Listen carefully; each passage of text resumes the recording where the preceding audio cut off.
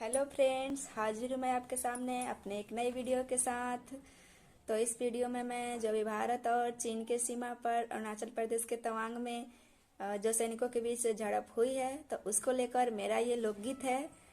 तो आप लोग इस गीत को सुनिए और अगर अच्छा लगे तो इसे अपने दोस्तों तक शेयर भी कीजिए।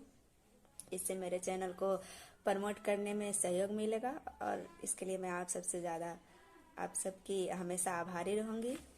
तो चलिए हम शुरू करते हैं। आँख होले घुचू घुचू ऊ होले 3 फुटा, एक आँख होले घुचू घुचू ऊ होले 3 फुटा। हमार हिंद के जवाना ओ नहीं से बड़े बड़े गाड़ी देले खुटा। हमार भारत के जवान चिनियन से बड़े बड़े गाड़ी देले खुटा।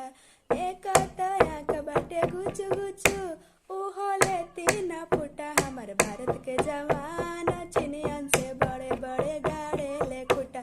हमारे हिंद के जवान चिनियन से बड़े बड़े गाड़े ले खुटा। हमारे भारत के जवान चिनियन से बड़े बड़े गाड़े के तवांग में पिटा ले, कबो गलावान में कुटा ले हो।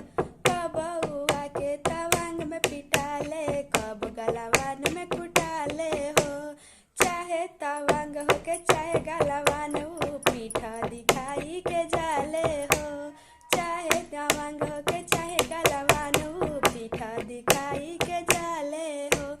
एक तो चाय साथे देवेले बूटा, एक तो चाय साथे देवेले बूटा। हमार आर्मी जवान के देखा ईमान बटे के तना ऊंचा। हमार भारत के जवान देखा ईमान बटे के तना बटे घुचू घुचू।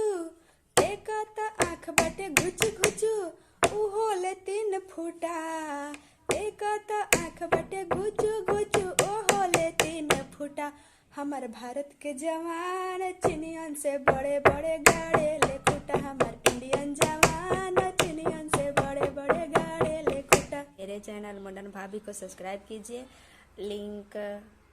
चैनल का लिंक मैंने डिस्क्रिप्शन में डाल दिया है, तो आप वहाँ से जाइए और चैनल को टच कीजिए। और हाँ, जो बगल में लाल रंग का घंटी का निशान है उसे ज़रूर दबाइएगा, क्योंकि जैसे ही मैं अपना वीडियो अपलोड करूँगी तो आप लोग को पता चल जाएगा। धन्यवाद।